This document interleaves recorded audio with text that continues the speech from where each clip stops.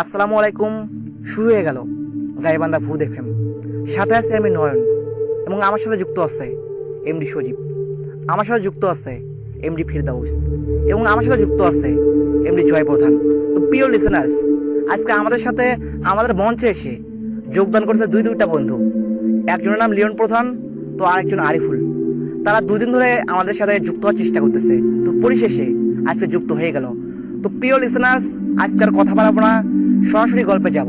তো গল্পটি ভালোভাবে উপভোগ করতে অবশ্যই কানের ভিতরে হেডফোন খুঁজে দিন।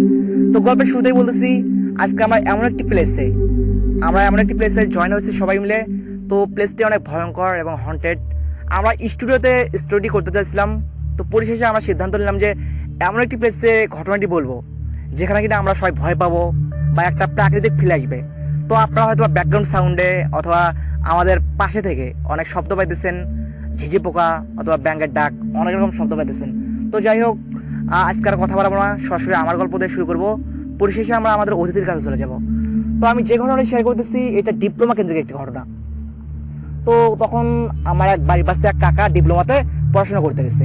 তো সালটা সম্ভবত 18 সাল থেকে 19 সাল হবে, তো অত স্পষ্ট মনে নেই, তবে ধারণা অনুযায়ী 18 সাল থেকে 19 সাল হওয়ার সম্ভাবনা বেশি। তো এরকম পড়াশোনা করতে গেছে, তো এসে আমাদের সাথে গল্প করে ডিপ্লোমা বিষয়ে, এই বিষয়ে গল্প করে, শিক্ষক বিষয়ে গল্প করে, আশেপাশে যেসব পরিবেশ আছে সেই বিষয়গুলো নিয়ে গল্প করে। তো একটা পর্যায়ে সে ঈদে আমাদের বাড়িতে আসলো ছুটি কাটাতে। তো বলে রাখা ভালো যে পাশাপাশি গ্রাম, তো আমাদের এখানে আসলো। তো একটা পর্যায়ে গল্পের মাঝামাঝি ভৌতিক বিষয়ে কথা উঠে গেল। তো আমার ফ্যামিলিতে বসে খাওয়া দাওয়া করতেছিলাম, ঠিক ওই মুহূর্তে ভৌতিক বিষয়ে কথা উঠলো। তো এরকম কথা বলতে বলতে আমার ফ্যামিলিতে কিছু মেম্বার আছে যারা সবকিছু এইসব গল্প নিয়ে আগ্রহ। তো তার মাঝখান থেকে ওই কাকাটাকে জিজ্ঞেস করলাম যে আমাদের এখানে আসছে, তাকে জিজ্ঞেস করলাম যে কোনো ভৌতিক কিছু ঘটছে না তার জীবনে। তো ঠিক সেই মুহূর্তে সে তার জীবনকে দিয়ে একটি ঘটনা শেয়ার করছে, যেটি আমার এখনো মনে আছে। তো যাই হোক, ঘটনাটি এরকম ছিল। তো যখন সে মেসেজ যাওয়ার পর 3 থেকে 4 মাস হয়ে গেছে। তো হয়ে যাওয়ার পর তো এরকম প্রতিদিন রাতে স্মোক করতো। স্মোক করার পর একটা পর্যায়ে সে যখন রুমে আসতো, তার প্রচণ্ড দুর্বল লাগতো। এমনটা হয় না যে সারাদিন ক্লান্তভাবে আমরা কোনো পরিশ্রম করলাম, তো দিন শেষে যেমন একটা ক্লান্তি ভাব কাজ করে, ঠিক এমনটা। তো যখন এরকম ক্লান্ত লাগতো, তখন সে মানে অলসের মধ্যে শুয়ে পড়তো। তো সেদিন রাতে সে স্বপ্ন দেখতেছে তার মানে বেডের পাশ থেকে, অর্থাৎ খাটের পাশ থেকে মানে 3 থেকে 4 হাত দূরে একটা মানে কালো সার মতো, মানে অবয়ক্তি মেয়ে মানুষের আকৃতি, সে ডাকতেছে, বারবার হাত ছেড়ে ডাকতেছে। তো এটা দেখে সে একটু ঘাবড়ে যায় এবং চিৎকার করে ঘুমের মাঝখান থেকে জেগে ওঠে। তো উঠে তার বন্ধুকে ডাকে। তো বন্ধুকে ডাক দেওয়ার পর বলে যে আমাকে এরকম একটি ঘটনা হইলো আমার সাথে। তো স্বপ্ন দেখলাম আমার সাথে এমন কিছু ঘটে গেল যে আমি শুয়ে আসছি, কোনো একটি কালো ছায়া এরকম আমাকে ডাকতেছে। তো এটা বলার পর বন্ধু বলে যে এটা একটা স্বাভাবিক ঘটনা, তুই স্বপ্নে দেখছিস। তারপর বলে যে পানি খেয়ে ঘুমিয়ে পড়। তো যতদিন সে পানি খেয়ে ঘুমিয়ে পড়ে। তো ঠিক পরের দিন সেম অবস্থা, বারবার সে স্বপ্নে এটাই দেখতে পায় যে কোনো একটি কালো ছায়া 3 থেকে 4 হাত দূরে, মানে মুখ দেখা যাইতেছে না, চুল দিয়ে জাস্ট চোখটা মুখটা ফেসটা ঢেকে রাখছে এরকম একটা। তো বারবার ডাকতেছে, এরকম হাত সাদা এরকম ডাকতেছে। তো এটা পর সে চিৎকার করে ওঠে। তার বন্ধুরা তাকে সান্ত্বনা দেয়, বলে যে এটা প্যারানর্মাল কিছু না, তো এটা ভয় পাওয়ার কিছু নেই। তো এটা বলে সে আবার পানি খেয়ে ঘুমিয়ে পড়ে। তো একটা পর্যায়ে সে এরকম যখন তার সাথে প্রত্যেকদিন ঘুরতে থাকে এবং সারা যাওয়ার পর সে যখন ক্লান্ত লাগে, তো এটা সে বাড়ির মালিককে জিজ্ঞেস করে, অর্থাৎ যে মেসে থাকতো তার বাড়ির মালিককে জিজ্ঞেস করে। সব বন্ধুরা একত্রিত হয়, তো সেখানে গিয়ে জিজ্ঞেস করে, বলে এরকম আমার সাথে ঘটনা ঘটতেছে, তো ডক্টর চিকিৎসা করতেছে, বাট শারীরিকভাবে সে অসুস্থ থাকতেছে। তো মানে প্রচন্ড দুর্বল লাগতো, ক্লান্ত লাগতো। তারপর এটা পাওয়ার পর সে বাড়ির যে মেস মালিক, সে তাকিয়ে থাকে, নিশ্চুপভাবে তাকিয়ে থাকে। তো তাকিয়ে থাকার পর একটা পর সে বলে যে আচ্ছা এখন কথা না বলে তোমরা এক কাজ করিও, তোমরা ঠিক রাত 10টা থেকে আমার রুমে আসিও। তো যেই বলে সেই কাজ। সেদিন তারা খুব তাড়াতাড়ি খাওয়া দাওয়া করে। তো বাইরে বৃষ্টি পড়তেছিল, তো তারা একটা ছাতা নিয়ে মানে 3 থেকে 4 মিনিটের রাস্তা, সেই ম্যাচ মালিকের বাড়ি 3 থেকে 4 মিনিটের রাস্তা, তো সেখানে যায়। গিয়ে তারা চাটা যাই হোক এইটা ওইটা খেয়ে একটা ছোটখাটো একটা আড্ডায় বসে। তো সেই ম্যাচ মালিকের যার ম্যাচ, সে ঘটনাটি বলতে থাকে। তো এই ম্যাচে শুরুতেই মানে একটা মেয়ে উঠছিল। তো মেয়ে আসার পর এরকম দীর্ঘদিন সে এই ম্যাচে ছিল। তো থাকার পর একটা পর্যায়ে সে মেয়েটি ওই ছাদে আর কি গিয়ে সুসাইড করে, এই যে হাতে রক কেটে সে সুসাইড করে। তারপর তার ফোনটা চেক করা হয়েছিল, তো ফোনে অনেকগুলো SMS দেখা গেছিল যে তার বয়ফ্রেন্ডের সাথে ঝামেলা লাগছে।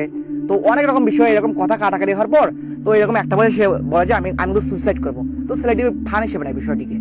তো একটা পর্যায়ে সে মেয়েটি হাত কেটে সুসাইড করে ফেলায়। তো এটার পর সেই মেয়েটার আত্মা নাকি এখন ওই ছাদে, তারপর এই রুমের মাঝখানে ওইরকম ঘুরে বেড়ায়। তো প্রিয় লিসেনার্স, এই ছিল ঘটনা। জানি না কতটুকু ভালো লাগছে।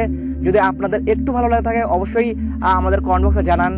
আমরা সরাসরি চলে যাব আমাদের সেই অতিথির কাছে, যে কিনা আমাদের মাঝে বড় বড় গল্প বলে থাকে, যারা গল্প শোনার জন্য অধীরা করে ওয়েট করতেছে আমাদের প্রিয় লিসেনার্স। তো চলে যাবো আমরা সেই সজীব ভাইয়ের কাছে। আসসালামু আলাইকুম সজীব ভাই।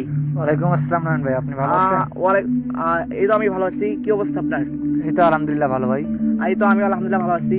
তো সজীব ভাই, আপনি পরপর অনেকগুলো ঘটনা আমাদের মাঝে শেয়ার করছেন, বা আজকে আপনি শেয়ার করার জন্য আসছেন। তো আমরা সরাসরি কথা না বাড়িয়ে সরাসরি ঘটনায় যাব। আসসালামু আলাইকুম লিসেনার্স, আশা করছি আপনারা সবাই ভালো আছেন। তো আমি কথা না বাড়িয়ে সরাসরি আমার ঘটনায় চলে যাচ্ছি। আমি আজকে যে ঘটনাটি শেয়ার করব সেই ঘটনাটা একটি নদী কেন্দ্রিক। আপনারা হয়তো চিনবেন, মহিমাগঞ্জ রোডে একটা ব্রিজ আছে, ব্রিজটার নাম সুইচ গেট। আচ্ছা আচ্ছা। তো প্রিয় লিসেনার্স, গল্পের শুরুতে বলতেছি, আমরা অনেকেই এইসব ব্রিজ দেখে থাকি বা দেখছি অলরেডি। তো মহিমাগঞ্জ বা বোনারপাড়াতে যারা আছেন, বিশেষ করে গাইবান্ধা মহিমাগঞ্জ, যেহেতু আমাদের চ্যানেলটা গাইবান্ধাভূত.com, তো অনেক যেসব মেম্বার আমাদেরকে শুনতেছেন, যারা আমাদের সাথে যুক্ত আছেন, তারা খুব ভালো করে চিনবেন। মহিমাগঞ্জের পাশে একটি, যখন বোনারপাড়া রোডে আমরা প্রবেশ করি, ঠিক পাশে একটি সুইচ গেট আছে। তো সেই সুইচ গেট কিন্তু একটি ঘটনা, তো আসলে সরো ভালো লাগবে। তো কন্টিনিউ সুজিব ভাই। তো লিসেনার্স, আমি আমার ঘটনায় চলে যাচ্ছি। ঘটনাটা ঘটে একটা ছেলের সাথে। তো ছেলেটি ঢাকায় জব করতো। তো সে জবের ছুটিতে এক সময় বাড়িতে আসে। আচ্ছা। বাড়িতে আসতে আসতে আনুমানিক তার 4টা-5টা বাজে। তো সে চিন্তা করে যে অনেকদিন পর আমি বাড়িতে আসছি, তো আজকে নদীতে গোসল দিব। আচ্ছা সেই সময় সুইচ গেটে প্রচুর পানি ছিল। আচ্ছা। তো যেই বলা সেই কাজ, সে তার মায়ের থেকে একটা গামছা নিয়ে নদীতে যায় গোসল করার জন্য। আচ্ছা আচ্ছা। তো সে যখন গোসল করতে যায়, সেই সময় সেখানে ততটা লোক ছিল না, এমনিতেই হাতে গোনা কয়েকজন লোক তাকে যেতে দেখে আর কি, আচ্ছা আচ্ছা। যে সে গোসল করতে যাচ্ছে। তো যাই হোক, সে গামছাটা নদীর কাছাকাছি রাখে রাস্তার সাইডে, আর সে নদীতে নামে। তো সে কয়েকবার এরকম ব্রিজ থেকে নদীতে লাফ দেয় আর কি। এটা অনেকেই দেখছে যে সাউন্ড হয়, নদীতে ঝাঁপ দিলে একটা সাউন্ড হয়, কিন্তু অনেকেই লক্ষ্য করে সে নদীতে গোসল করতেছে। তো একটা পর্যায়ে ওইখানে একটা লোক ছিল, সে ফলো করে যে ওইখানে তো ওই ছেলেটা গোসল করতে গেছে, তার কোনো সারা শব্দ নাই। সে যে গোসল করতে গেল, সে তো আর আসতেছে না, বা তাকে ওখানে দেখাও যাচ্ছে না। তো যাই হোক, সন্ধ্যা হয়ে গেছে। এরকম সময় তার বাড়িতে একটা, মানে তাকে খোঁজার জন্য চেষ্টা করা হয়, যে সে তো নদীতে গোসল করতে গেল, সে তো আর আসতেছে না। তখন ওইখানে একটা লোক ছিল, তাকে জিজ্ঞাসা করা হয় যে সে কোথায়। তো সে যথারীতি বলতেছে যে আমি তো তাকে আসতে দেখছিলাম, তো কিছুক্ষণ পর তো আর তাকে দেখি নাই। তো তাদের মনে একটা সন্দেহ জাগলো যে এটা তো ব্রিজটা তো আগে থেকে একটু খারাপ, সে যে গোসল করতে আসছে সে তো আর উঠলো না, আসলে সে কোথায় গেছে। তো যাই হোক, তাকে অনেক জায়গায় খোঁজাখুঁজি করলো, তো তখন তাকে পাওয়া গেল না। এরকম করে অনেকটা সময় তাকে খোঁজাখুঁজি করার পর যখন পাওয়া গেল না, তখন সবাই ভেবে নিল যে হয়তো বা সে নদীর ভেতর কোনো তার সাথে অঘটন ঘটছে। আচ্ছা আচ্ছা। মারা গেছে এটা কিছু? হ্যাঁ হ্যাঁ। আচ্ছা আচ্ছা। তো কিছু সময় পর তার বাপ মা মানে লোকজনকে জানায়, তারা না মানে নদীতে নামে খোঁজাখুঁজির চেষ্টা করে, কিন্তু তারা কেউ পায় না। তো এক পর্যায়ে এরকম খোঁজাখুঁজি করার পর তারা যখন না পায়, তখন তারা ডুবুরি দলকে কল করে। আচ্ছা। প্রথমে গাইবান্ধা থেকে একদল ডুবুরি আসে, তারা অনেক খোঁজাখুঁজি করে, কিন্তু তারপরে পায় না। তারপরে শুনছি যে আরো অনেক দূরে থেকে ডুবুরি দল আসে, তারাও এরকম পায় না। তো তারা যখন ভাবে যে হয়তো বা এখানে ভৌতিক কিছু ঘটছে, তো তখন তারা এরকম একটা, মানে জানলে শুনলে লোক একটা ম্যানেজ করে তারা, যে একটু এইসব বিষয়ে জানে। তো তখন সেই ব্যক্তিটি ওইখানে ডুব দেয় সন্ধ্যার আগে আগে। তো তখন সে ডুব দেওয়ার পর অনেকক্ষণ যাবৎ সে ওঠে না। তো ওইখানে তো অনেক লোকজন পালা হয়ে গেছে নদীর পাশে। তো এরকম 3-4 মিনিট পর ওই লোকটা উঠে আসে। ওই লোকটা অনেক কিছু জানতো। তো ওই লোকটা যখন উঠে আসে, তখন ওই লোকটার মুখ চোখে একটা আতঙ্কের ছাপ দেখা যায়। তো সবাই তাকে জিজ্ঞেস করে যে আসলে কি হয়েছে। তখন সে নদীর উপরে আইসা সবার কাছে যেটি শেয়ার করে যে ওই ছেলেকে ওরা ছাড়বে না, ওই ছেলেকে ওরা নিয়ে গেছে, ওকে মেরে ফেলবে। আচ্ছা আচ্ছা। তো ওই লোকটার মুখে তখন শোনা যে ওই লোকটা নাকি যখন ডুব দিছিল, তো তখন সে দেখে যে ওইখানে একটা মানে ওইখানে পানির নিচে একটা রাজ্যের মতো। আচ্ছা আচ্ছা। সে লক্ষ্য করে যে ওই ছেলেটাকে একটা যে কোনো একটা জায়গায় বসায় ওর চতুর্পাশ দিয়ে মানে মানুষের মতো আকৃতি, কিন্তু আবার অনেকটা আবার মাছের মতো, মানুষের মতো হলেও অনেকটা গায়ে মাছের মতো এরকম আসে। মৎস্যকন্যা টাইপের যে হ্যাঁ, হ্যাঁ। মানে আমরা শুনছিলাম আগে কবে পড়ছিলাম এই টাইপের কিছু একটা। হ্যাঁ। আচ্ছা আচ্ছা। তো তখন সে এক পর্যায়ে ওদেরকে জিজ্ঞাসা করে যে এই ছেলে কেন আপনারা এরকম ধরছেন। তো তখন সে জিজ্ঞাসা করে যে যখন সে ওই যে পানির নিচে যে ওদেরকে জিজ্ঞাসা করে যে কেন কেন ধরা হলো, আচ্ছা আচ্ছা। তারা জানায় যে আমাদের এখানে তো আবাসস্থল। তো সে লাফাতে লাফাতে একটা সময় তাকে আমরা একবার সতর্ক করছি, মানে পায়ে নাকি ধরছিল। তো তারপরও সে আবার উঠে আবার ওই রকম বারবার লাভ দেয়, হ্যাঁ, বারবার লাফ দেয়, বিরক্ত করে আর কি। বিরক্ত করে। আচ্ছা আচ্ছা। তো এই জন্য তাকে এরকম ধরছে। তো তাকে সে যখন সে তাদের ক্ষতি করছে, এই জন্য নাকি তাকে আর ছাড়বে না। তখন একটা পর্যায়ে ওই লোকটা নাকি মানে একটা সুযোগে ছিল যে ছেলেটাকে হঠাৎ করে নিয়ে চলে যাবে সে, আচ্ছা আচ্ছা। মানে ওকে তো বসায় রাখছে এক জায়গায়। তো তখন ওই লোকটা যখন এমন একটা সুযোগ পাইছে যে হলো ওই ছেলেটাকে নিয়ে উঠে আসবে, তো তখন সে ছেলেটার হাত ধরে টান দেয়। আচ্ছা কিন্তু ওই সময় ওদের মধ্যে একজন ওই লোকটাকে নাকি পাখনা দিয়ে একটা বাড়ি দেয়। আচ্ছা আচ্ছা। সেই বাড়ির ডাকটা কানের উপর সাইডে লাগে। তো তারপর দিন যখন তাকে খোঁজাখুঁজি করার পরও পাওয়া গেল না, তো তখন সবাই তো একটা আতঙ্কের মধ্যে পড়ে গেল যে হঠাৎ করে এটা কি হয়ে গেল। তারপর নয়ন ভাই ওই ছেলেটাকে মানে আপনি জাস্ট হ্যাঁ। এতটুকু বলেন যে সেলাই শেষমেশ খুঁজে পাওয়া গেছে নাকি পাওয়া যায়নি? খুঁজে পাওয়া গেছে, আমি ঘটনা বলতেছি। আচ্ছা আচ্ছা, অবশ্যই অবশ্যই। তারপর অনেক ফকির এরকম নিয়ে আসার পর হ্যাঁ তারা ওইখানে একটা ছাগল বা বগরি এরকম কুরবানি দেয়। কুরবানি দেওয়ার পর যথারীতি ওই যে আপনার 2টা-3টার দিকে মানে একটা মানুষ নৌকা নিয়ে মাছ ধরতেছিল, ওই সময় নাকি ওই ছেলেটা ভেসে উঠছে। তখন একটা কান্নার শোরগোল পড়ে যায়। আর নয়ন ভাই যে লোকটা ওই যে কানের সাইডে যে একটা বাড়ি দিছিল, ওই লোকটা পরের দিন অনেক অসুস্থ হয়ে যায়। তারপর ওই লোকটা রংপুর মেডিকেলে ভর্তি করা হয়। আচ্ছা আচ্ছা। লোক মুখে শোনা যে পরের দিন নাকি ওই লোকটা মারা গেছে। তো এই ছিল নয়ন ভাই আমার ঘটনা। আশা করছি লিসেনারদের অনেক ভালো লাগবে। আর থ্যাংক ইউ সো মাচ শরীফ ভাই, অনেক সুন্দর একটি ঘটনা আমাদের সাথে শেয়ার করলেন। লিসেনার্স ছোট্ট করে বলতেছি, একটিবার ভেবে দেখুন আপনি নদীতে গোসল করতে গেলেন, ঠিক ওই মুহূর্তে আপনাকে আর খুঁজে পাওয়া যাচ্ছে না। ঘন্টার পর ঘন্টা পেরিয়ে গেল, একদিন পেরিয়ে গেল, এমনকি 2 দিন পেরিয়ে গেল, তবুও আপনি আসতেছেন না। তো একটা পর্যায়ে যখন গ্রামের লোকজন আতঙ্ক সৃষ্টি হলো, যখন প্রত্যেকে ভয় পাওয়া শুরু করলো যে নদীতে নামবে না, নদীতে ভৌতিক কিছু ঘটতেছে, ঠিক ওই মুহূর্তে কোনো একটি মানে জ্ঞান জানাশোনা ব্যক্তিকে ডাকা হলো, অথবা ফকির টাইপের কোনো ব্যক্তিকে ডাকা হলো। তো ডেকে যখন সব কিছু যখন চিন্তা ভাবনা করে যখন সে বসে চিন্তা করলো যে কি হয়েছে, একটা এই যে হয় না এমনটা যে অনেক কিছু নিয়ে বসে, মৃত খুলি বা এই টাইপের কিছু একটা নিয়ে বসলো। তো বসার পর সে দেখতে পেলো, কোনো রকম মাধ্যমে সে দেখতে পেলো যে আপনাকে আটকে রাখছে নদীর ভেতরে কোনো একটা রাজ্যের মতো, সেখানে আপনাকে আটকে রাখছে। তো যারা আটকে রাখছে বা যে আটকে রাখছে তাদের চেহারাটা কিছুটা মানুষদের মতো, আবার কিছুটা মৎস্যের মতো, অর্থাৎ মাছের মতো, অর্থাৎ নিচের সাইডটা মাছের মতো, উপরের দিকে মানুষের মতো। আপনাকে আসতে দিচ্ছে না। একটিবার চিন্তা করুন, যদি আপনার সাথে এমনটা ঘটে যায় কেমনটা হতে পারে, কতটুকু ভয় লাগবে আপনার। তো প্রিয় লিসেনার্স, আপনাদের জীবনে যদি এমন কোনো ভৌতিক ঘটনা থেকে থাকে, অবশ্যই আমাদের সাথে শেয়ার করুন। আমাদের সাথে শেয়ার করতে অবশ্যই ডেসক্রিপশন বক্সে থাকা ইমেলে আপনি যোগাযোগ করতে পারেন। তো প্রিয় লিসেনার্স, আমাদের সাথে অনেকেই গল্প বলতে চায় বা শেয়ার করতে চায়, সময়ের অভাবে আসতে পারে না। আমরা নেক্সট টাইম আরও 2 থেকে 4টা ব্যক্তিকে অবশ্যই আমাদের চ্যানেলে ডেকে নেবো গল্প শেয়ার করার জন্য। তার মধ্যে আপনিও হতে পারেন একজন। তো যদি আপনি সত্যি ঘটনা শেয়ার করতে চান, আপনার জীবনে যদি কোনো ঘটনা থেকে থাকে, অবশ্যই আপনি সেগুলো শেয়ার করতে পারেন। তো প্রিয় লিসেনার্স, আমি আবারও একটি ঘটনা বলতেছি। তো ঘটনাটা আমার বিশ্বাস হয়নি, বাট লোকে মুখে শোনা। তো যাই হোক, ঘটনা যেমন আমি শেয়ার করতেছি।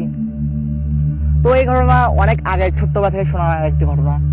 তো একটি গ্রামে একটি মুচি ছিল। তো গ্রামে সে জুতা সেলাই করতো। তো একটা বছর সে খেয়াল করলো সেই মুচিকে আর খুঁজে পাওয়া যাইতেছে না। তো খুঁজে পাওয়া যাইতেছে না এরকম হইতে প্রায় অনেকটা সময় পার হয়ে গেছে। তো তারপর সেই মুচিটি একটা সময় গ্রামে ফিরে আসছিল, কিন্তু এই যে দীর্ঘ সময় মুচিটি ছিল না, কোথায় ছিল? তো সেই একটি ঘটনা। তো পরে মুচি থেকে শোনা ঘটনাটি আমি শেয়ার করতেছি।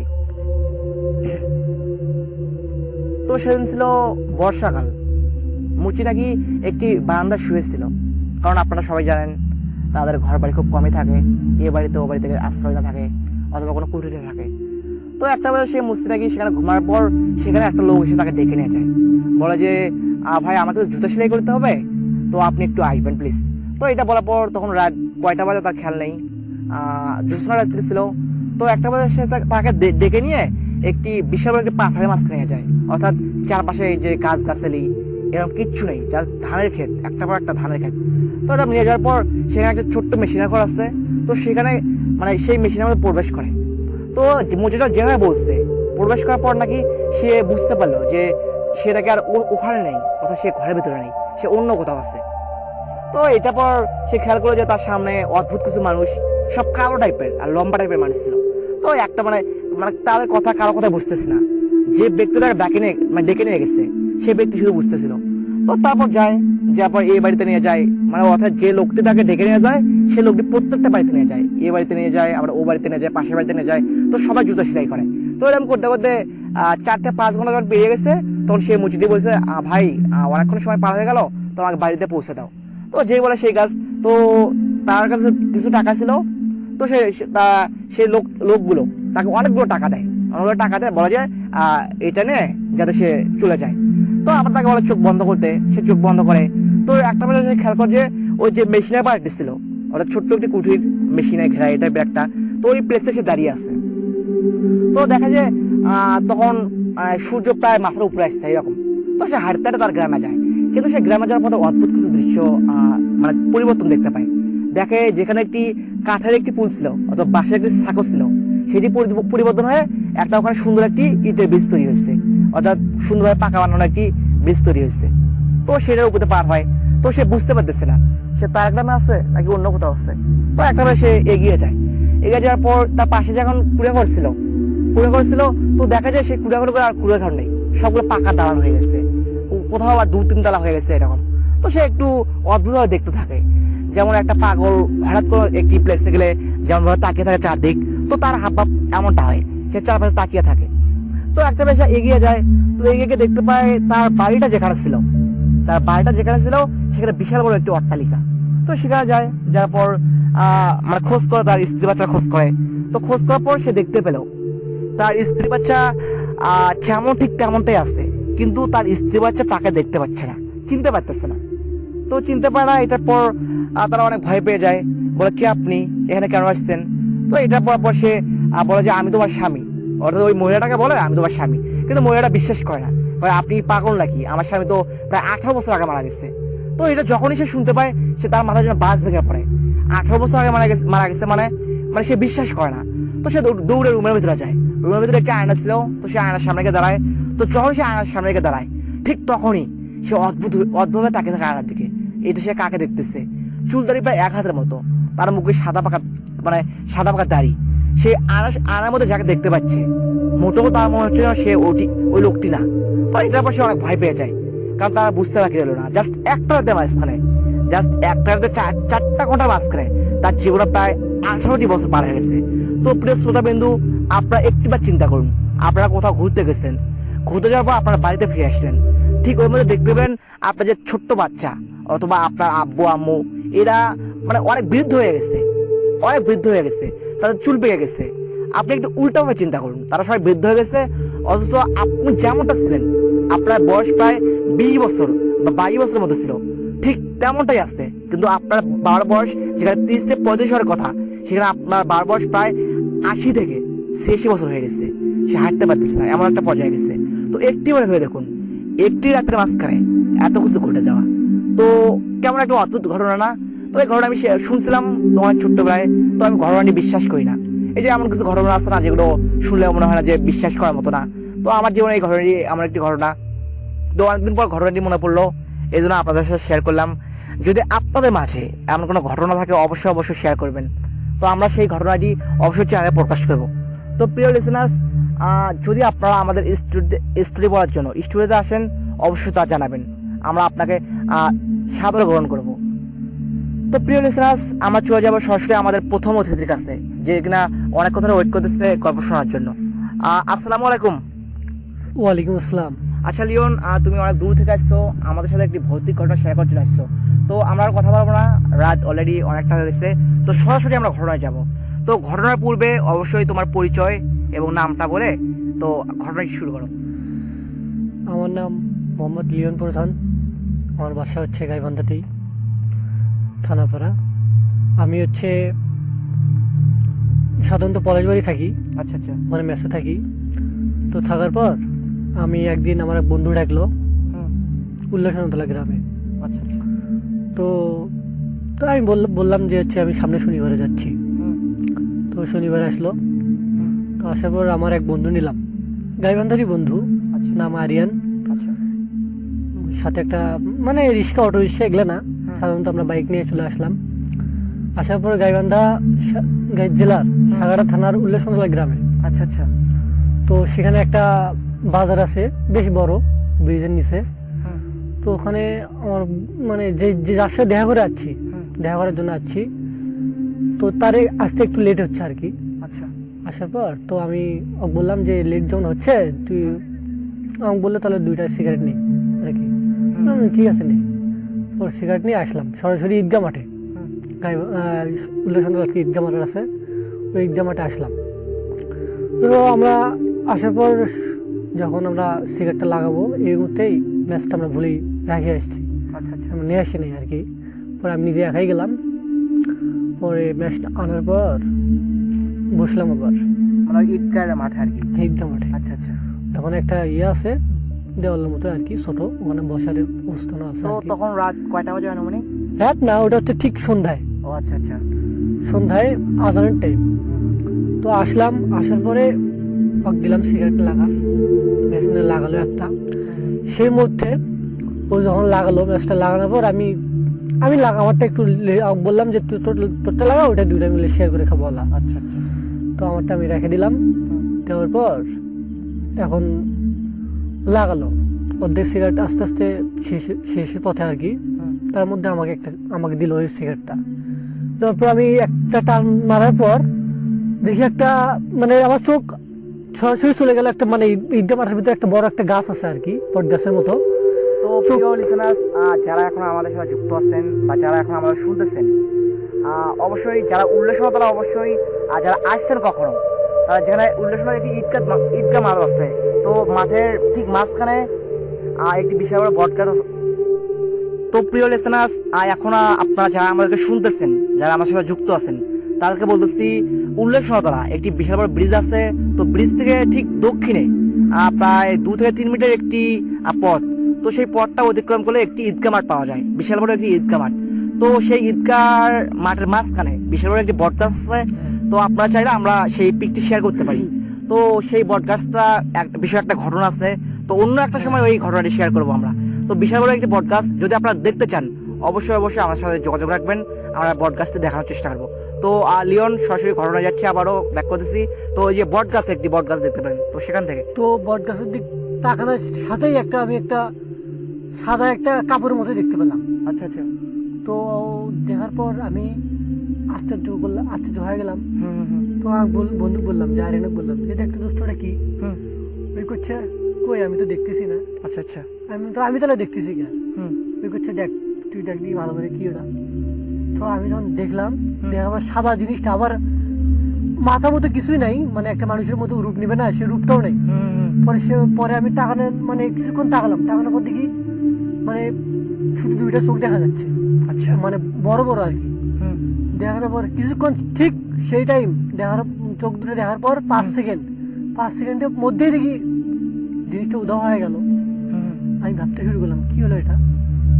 আমার বন্ধু পাশে, সে দেখলো না আর আমি দেখতেছি জিনিসটা কি ওটা। আচ্ছা। আমার মধ্যে একটা রহস্য মানে কাজ করতেছে যে এটা কি হতে পারে। এখন তো আমি আসলেই খুব চিন্তার মধ্যে পড়ে গেলাম।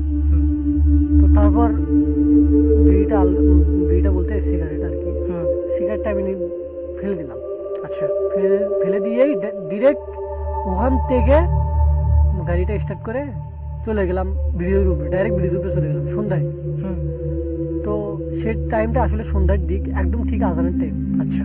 উঠে গেলাম, তো চাই আমি আমার বুকের ভিতরে মানে শরীরের ভিতরে এমন শুরু হয়ে গেছে, বক্কা বাঁকাবি শুরু হয়ে গেছে। আচ্ছা। আচ্ছা। আমি কি যে করবো সে মধ্যে কিছু মানে ভাবতে পারতেছি না। পরে আমি চলে গেলাম, বললাম চল একটা রেস্টুরেন্টে যা বসে থেকে কিছুক্ষণ থেকে তারপরে চলে যাবো আলা। হুম। তো থাকার পরে থাকলাম, পানি টানি খেলাম, পিপাসা লাগছিল আর কি, খেয়ে রওনা দিলাম। ওর সাথে আর দেখা করলাম না সে ভয়ে। আচ্ছা। আমার বন্ধুটা যে ছিল আমার পরবর্তীতে ফোন দিল যে কই তুই, আমি বললাম যে আমি চলে যাচ্ছি। কেন? কারণ ওখানে আমি একটা মানে খুব আতঙ্কিত ছিলাম, ভয়ের মধ্যে ছিলাম। সন্ধ্যের দিক নিজে থেকে আর আমি ওখানে যাওয়ার চেষ্টা করলাম না। পরে আমি রওনা দিলাম নিজে থেকে গাইবান্ধার দিক।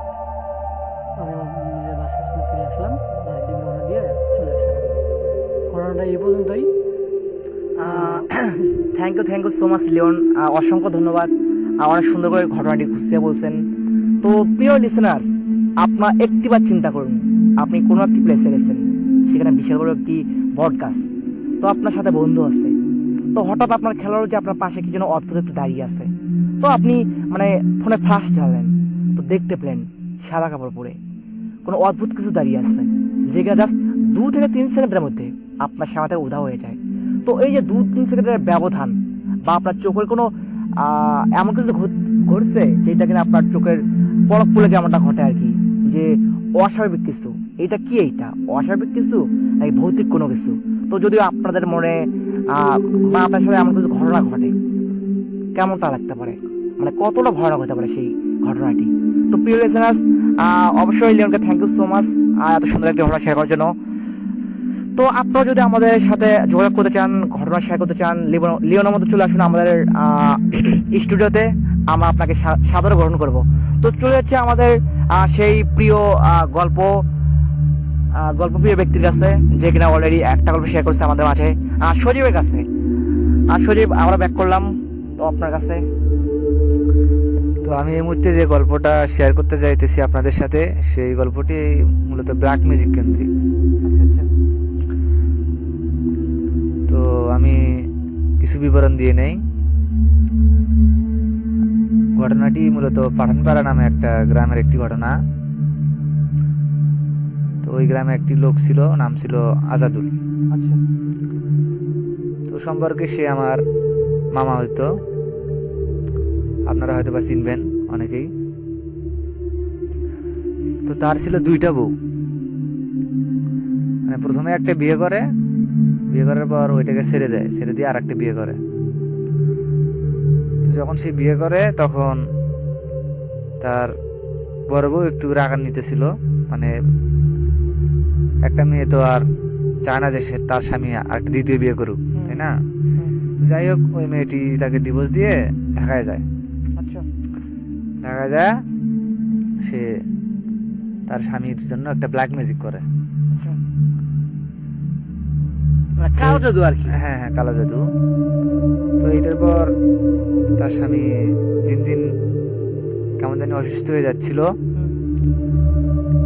মানে পাগল টাইপের। একটা ভালো মানুষ যখন পাগল টাইপের হয়ে যায় তখন তো বোঝা যায়, মানে সে বিভিন্ন রকম পাগলামি করে বেড়াতো, এরকম উল্টাপাল্টা অনেক কিছু বলে বেড়াতো এরকম। তো তার একটা ডায়লগ ছিল, সে মাঝে মাঝেই সবার সাথে বলতো যে লালে লাল বাবা শাহজালাল। আচ্ছা। মানে পাগল অবস্থায় এরকম বলতো আর কি। হ্যাঁ। আচ্ছা। সে এই ডায়লগটা সবসময় বলতো। তো যাই হোক, সে যখন দিন দিন অসুস্থ হয়ে যাচ্ছিল, তো তখন তার মা একটা কবিরাজ ডাকে।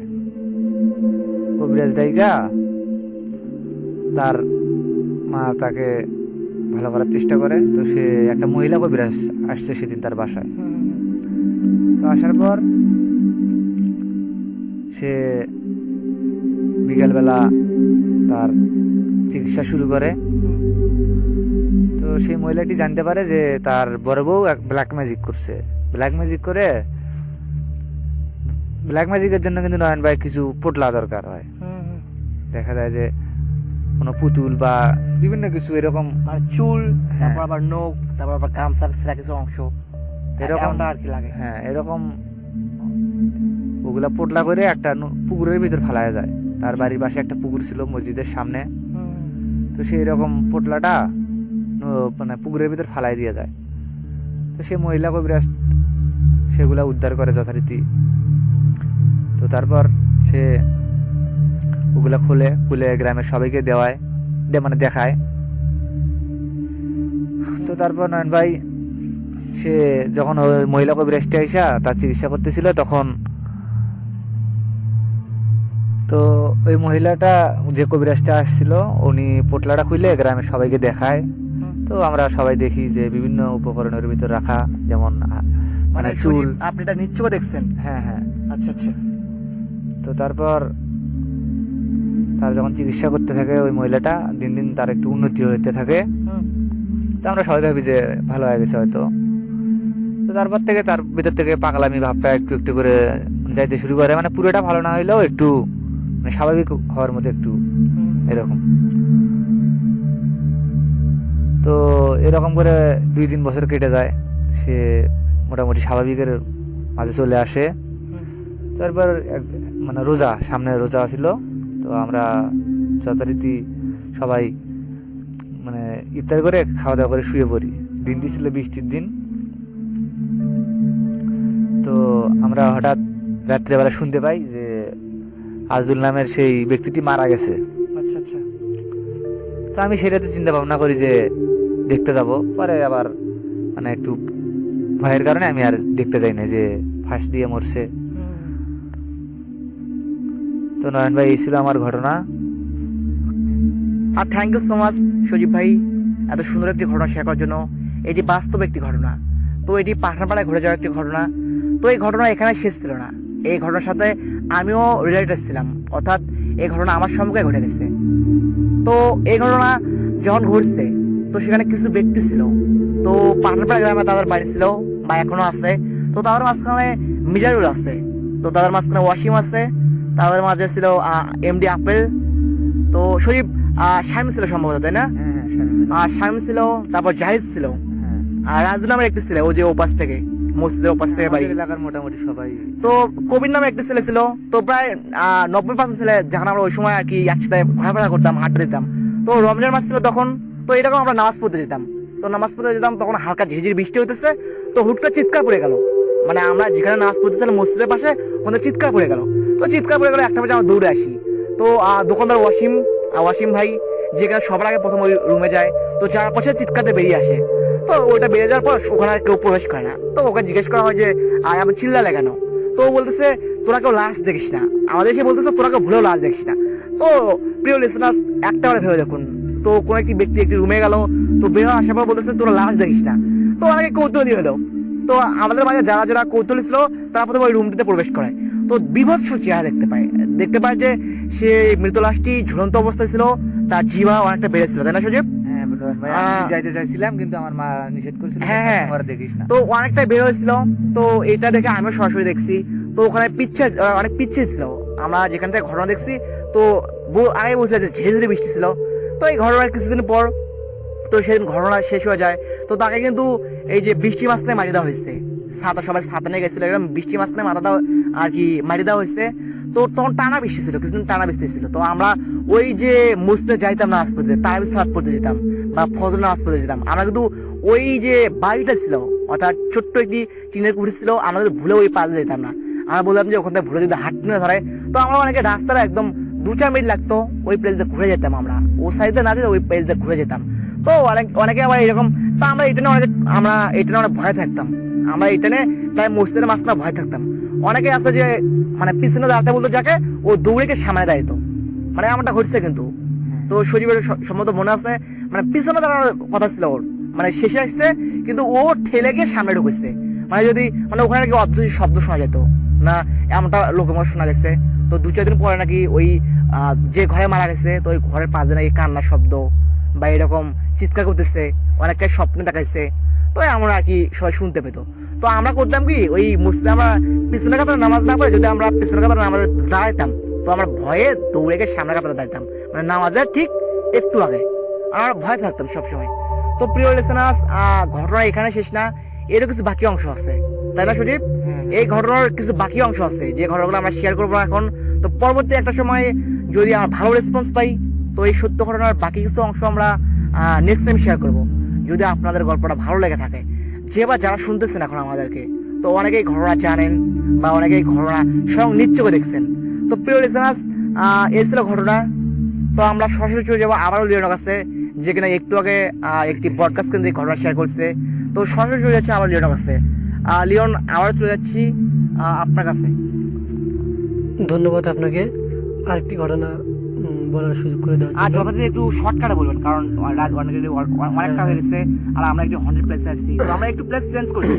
আমরা একটু যে প্লেসে ছিলাম তো ওখানে একটু অন্যভাবে লাগতেছিল, মানে পরিবেশটা এমন একটা হয়েছে যে কেউ ধান কাটতেছে, যে কেমন যেন একটা অদ্ভুত শব্দ হয় না, যে খস খস করে একটা শব্দ হয়। তো একজন বলতেছে যে এমন একটা শব্দ হচ্ছে পাশ থেকে। তো আমরা বললাম যে যেহেতু আমাদের ভৌতিক এসব গল্প করতে হয় তো এত সাহস দেখানোর এত দরকার নেই। তো আমরা একটু প্লেস চেঞ্জ করছি। তো আমরা যে প্লেসে ছিলাম ওই প্লেসটা থেকে ঠিক 1 থেকে 200 হাত দূরে আমরা সরে আসছি ওখান থেকে। তো এখন আমরা বর্তমানে যে প্লেসে আছি এটা একটা 100 প্লেস। তো চারপাশে অনেক গাছগাছালি, তো সেই গাছগাছালি মাঝে জাস্ট আমরা অবস্থান করতেছি এখন। তো লিওন, মাইক্রোফোনটা কাছে নেই। তো আমার দেখা আরেকটি ঘটনা, সেটা হচ্ছে আমার দাদির সম্পর্কে আর কি। তো সে ঘটনার সময় আমি বুঝতেছিলাম আর কি। আচ্ছা। তো একদিন রাতে বলতে ঈশার নামাজের টাইমে আচ্ছা। আমার দাদি উঠলো, মানে শুয়েছিল আর কি, শরীর খারাপ। তো উঠে সে মানে খাবার দাবার করবে আর কি, সবাই আচ্ছা। করার জন্য সে পানি আনতে গেল টিউবওয়েলটা ছিল মানে বাঁশঝাড়ের ওখানে আর কি। বাস ডুবে নিচ্ছে। হ্যাঁ হ্যাঁ আর কি। আচ্ছা আচ্ছা। তো ওখানে দাদি যায়, পানি আনতে যায়। তো টিউবওয়েল চারার সময় আর কি, 2টা চারা দেওয়ার পর মানে দাদির পিঠে কে জানি একটা মানে হাত দিছে আর কি, হাত রাখছে দাদি। সে টাইম সে নিজের হাত দিয়ে আবার পিঠে আবার দেখে যে কে হাত দিল আর কি, আচ্ছা, আচ্ছা। ফিরে তাকায়। আচ্ছা। সেই মুহূর্তে দেখি মানে সে কিছু মানে দেখতে পেলো না বা কিছু জানতে পারলো না। আচ্ছা আচ্ছা, মানে ঘুরে সে- তাকানোর পর হ্যাঁ। দেখে কেউ নেই, কেউ নেই। কালো অন্ধকার শুধু। এখন সে এটা ভেবে মানে আতঙ্ক দিয়ে পড়ে গেছে, চিৎকারটা পড়ে গেছে। মানে ওই টিউবওয়েলের সাথে আর কি পড়ে গেছে। যাওয়ার সঙ্গে সঙ্গে একটা চিৎকার দিল, চিৎকার দিয়েই আর কোনো সারা শব্দ নেই। আচ্ছা। তো আমি জাগনাই ছিলাম আর কি, আমি শুনতে পেলাম দাদির চিৎকার, আমি বুঝতে পারছি আর কি। আমি দৌড় দিয়ে উঠে লাইট নিয়ে গেলাম দাদির ওখানে, যা দেখি চিঠে শুয়ে আছে। তো ট্রাই করলাম, তারপর নড়ানড়ি করলাম, দিকে ওঠে নাকি, সে উঠলো না। পরে আমি সবাইকে ডাক দিলাম, আমার দাদা ডাক দিলাম, চাচার ডাক দিলাম। আচ্ছা। ডাক দেওয়ার পর তারা আসলো, আসে তারা বললো যে দাঁড়াও একটু পানি দিয়ে দিই, পানি ছিটে দিই, ওঠে নাকি। তো সে মুহূর্তে আমার চাচা হচ্ছে পানি ছিটে দিল। আচ্ছা। পানি ছিটে দেওয়ার সঙ্গে সঙ্গে দেখি সে জ্ঞান ফিরে পেল। জ্ঞান ফিরে পেলো, আচ্ছা আচ্ছা। চোখ খুললো আর কি। আবার সে মানে উঠে বললো। তো এই ছিল ঘটনা নাকি? না না না, এই ঘটনা ঘটনা কি আরো বড় অবস্থায় মানে একটু আর একটু আছে। আচ্ছা আচ্ছা, একটু তাড়াতাড়ি শেয়ার উঠে করবেন, বললো, কারণ উঠে- প্লেসটা এত প্রিয় লিসেনার্স, আমরা এখন যে প্লেসে অবস্থান করতেছি আপনাদের বিশ্বাস হোক বা না হোক, বিশ্বাস করা না করা সম্পূর্ণ না আপনার। না না, এটা আসলেই সত্যি ঘটনা। আমি প্লেসের কথা বলতেছি। হ্যাঁ, আপনি ঘটনা সত্য বলতেছেন এটা আমি জানি। তো আমরা যে প্লেসে অবস্থান করতেছি আসলে অদ্ভুত একটা পরিবেশ। একটু আগে ঝিঝি পোকা ডাকতেছিল, তো অদ্ভুত কারণে কোনো একটা কারণে হোক বা অকারণে হোক সেই ঝিঝির ডাকটা বন্ধ হয়ে গেছে। তো আজকে যে পরিবেশটা থমথমে একটা পরিবেশ, একটু আগে আকাশে একটা চাঁদ ছিল যেটা অন্ধকারে ঢেকে গেছে। তো পরিবেশটা একটা ঘুমট পরিবেশের সৃষ্টি হয়েছে। তো মনে হয় যে আমাদের আর এপিসোড করা ঠিক হবে না। আমরা খুব যত তাড়াতাড়ি সম্ভব আমরা শর্টকাটে আমরা এপিসোডটি করতেছি। তো আমরা বাসা ফিরবো খুব তাড়াতাড়ি। তো গল্পের বাকি অংশ ফিরতেছি। আলিয়ান, তারপর কি হলো? তারপর যখন পানি ছিটা দিল, দাদি উঠলো, চোখ খুলে সে উঠে দাঁড়ায়। তো আমি দাদি বললাম যে দাদি কি হয়েছিল, পড়ে গেলে যায় চিৎকার দিলাম। তো দাদি বললো আমি যখন মানে টিউবওয়েলে আমি 2টা চাপ দিছি, দেওয়ার সঙ্গে সঙ্গে আমার পিঠে ক্যারামের হাত দিল। আচ্ছা আচ্ছা। হাত দেওয়ার সাথে সাথেই আমি ফিরে তাকালাম, কেউ কাউকে খুঁজে পেলাম না। তো সে মুহূর্তে আমি যে আমার যে কি হলো আমি নিজেও বলতে পারলাম না। তখন তখন আমি নিজে মানে পড়ে গেছি কিনা সেটাও আমি জানতে পারলাম না। পরে দেখি তোরা আসার পরে আমার জ্ঞান ফিরে দিল। এই পর্যন্ত আর কি, এই পর্যন্ত আমরা জানছি। এখন যে কে ছিল ওই জিনিসটা, মানে কি যে ছিল সেটা আমরা জানি না, দাদুও জানে না, আমরাও জানি না। আচ্ছা আচ্ছা, thank you so much Leon, এত সুন্দর একটি ঘটনা আমাদের মাঝে আবারও শেয়ার করার জন্য। তো প্রিয় লিসেনার্স, আমার অনেকদিন আগে ঘটে যাওয়া একটি ঘটনা বা শুনেছিলাম এরকম একটি ঘটনা। তো আমার পাশের বাড়িতে একটি দাদি আছে, তো সেও অনেকটি ঘটনা শেয়ার করছিল আমাদের সাথে। বা আমরা এমনটা হয়েছে যে গ্রাম বাংলার জায়গায় তো ছোট্টবেলায় এমনটা হতো যে সবাই একত্রিত হইতো, যে গ্রামের যেসব মুরব্বী অথবা বুঝলার লোকজন বা গল্প বলতে পারে এমন লোকজন সবাই করতাম কি গরমকালে একটা পর্যায়ে আমরা বাড়ির উঠানে বসতাম। তো অনেক রকম গল্প করতাম। তো ওই দাদাটা একটা ঘটনা শেয়ার করছিল। তো বলছে যে আমাদের যে বাড়িটা আছে, অর্থাৎ আমার যে ঘরটা আছে ওর পাশে একটি ঘর আছে। তো পাশে একটি ঘর আছে, ওখানে একটি মহিলা থাকতো যার পিঠে কিনা একটি কুচ ছিল। তো সে উবু হয়ে হাঁটতো, মানে এমনটা হয় না যে সবসময় বিশাল বড় একটি ঘোমটা দিয়ে হাঁটতো, উবু হয়ে ঘোমটা দিয়ে হাঁটতো। তার সামনে কি আছে না আছে সে কিন্তু বিশাল বড় একটি ঘোমটা দিয়ে রাখছে, কিন্তু সে দেখতে পেতো, মানে সে ঘোমটার মাঝখানে নাকি দেখতে পেতো। তো অনেকেই ছোট বাচ্চা ফান করতো, দুষ্টামি করতো, তার সামনে দাঁড়াইতো। সে থেমে যেত, থেমে দিয়ে বলতো যে সামনে কেন দাঁড়াইছিস। তো এমন একটা কথা বলতো। তো একটা পর্যায়ে সে যখন মারা যায়, তো মারা যাওয়ার পর অনেকে বলছে তাকাটাকি রাস্তায়, তারপরে কারো আবার দরজার সামনে অথবা জানালার পাশে দাঁড়িয়ে থাকতে দেখছে, অনেকে এরকম বলছে। আমি কখনো এটার সাথে কানেক্টেড না বা কখনো আমি দেখিও নি। তো অনেকে আমারটা শেয়ার করেছে যে সে নাকি ওরকম ঘুরে ফিরে বেড়াইছে। তো এটা দীর্ঘদিন চলতে থাকে এরকম। তো বলে যে আমার বাড়ির পাশে যে দাদি ঘটনা শেয়ার করতেছে, সে বলে যে একদিন নাকি সে পানি আনতে গেছে, টিউবওয়েল থেকে পানি আনতে গেছে। তো সে খেয়াল করে যে মানে যখন টিউবওয়েল যখন চাটতেছে অবিকল ঠিক তার পাশ থেকেও কেউ যেন টিউবওয়েল চাটতেছে, এমন একটা শব্দ পেতো। এই যে এখন আমরা স্টোরি বলতেছি, এখন আমি ঘটনা বলতেছি, আর আপনারা হেডফোন কানে দিয়ে অথবা হেডফোন ছাড়া শুনতেছেন। একটিবার চিন্তা করুন, আমি এখান থেকে ঘটনা বলতেছি, ঠিক আপনি আপনার রুমের পাশ থেকে ঘটনা শুনতেছেন, বা আপনার এমনটা মনে হতেছে যে আপনার রুমের পাশে কেউ ঘটনা বলতেছে। অথবা এমনটা হতে পারে যে আমি এখন ঘটনা শেয়ার করতেছি আপনার খাটের নিচ থেকে, অর্থাৎ বেডের নিচ থেকেও কেউ ঘটনা বলতেছে ঠিক আমার মতো ঘটনায়। অথবা এমনটাও হতে পারে আপনি শুয়ে আছেন, আপনার পাশে যে চেয়ার টেবিল ওখান থেকে কেউ ঘটনা বলতেছে। তো প্রিয় লিসেনার্স, এটা কিন্তু বানানো কোনো ঘটনা না বা মিথ্যাও না। তো দাদি বলেছে যে আমি টিউবওয়েল চাটতেছি, তো ওই মুহূর্তে আমার পাশে থেকে টিউবওয়েল চাটতেছে, আমি যখন থামাইতাম সে থামিয়ে দিত। তো এটা পর সে ভয় পেয়ে যেত। তো তারপর সে একটা কবিরাজকে দেখায়, মানে কবিরাজের কাছে যায়, যার পর এই ঘটনাটি খুলে বলে। তো বলে যে মহিলাটি মারা গেছে তার আকৃতি সবাই জানতে চায়, অর্থাৎ তার সবাই বিবরণ জানতে চায়। তো সে খুলে বলে যে মহিলাটি এরকম ছিল, উভয়ে হাঁটতো, আবার পিঠে কুচ ছিল। তো তখন কবিরাজটি বলে সে মারা যাওয়ার পর তার আত্মা নাকি ফেরত আসছে। তো আসার পর এরকম উভয়ে আর কি টিউবওয়েল চাইতো। তো প্রিয় লিসেনার্স, এই ছিল ঘটনা। যদি ভালো লাগে অবশ্যই শেয়ার করবেন। তো আমরা আজকের মতো আর ঘটনাতে যাব না, অলরেডি রাত অনেকটা হয়ে গেছে।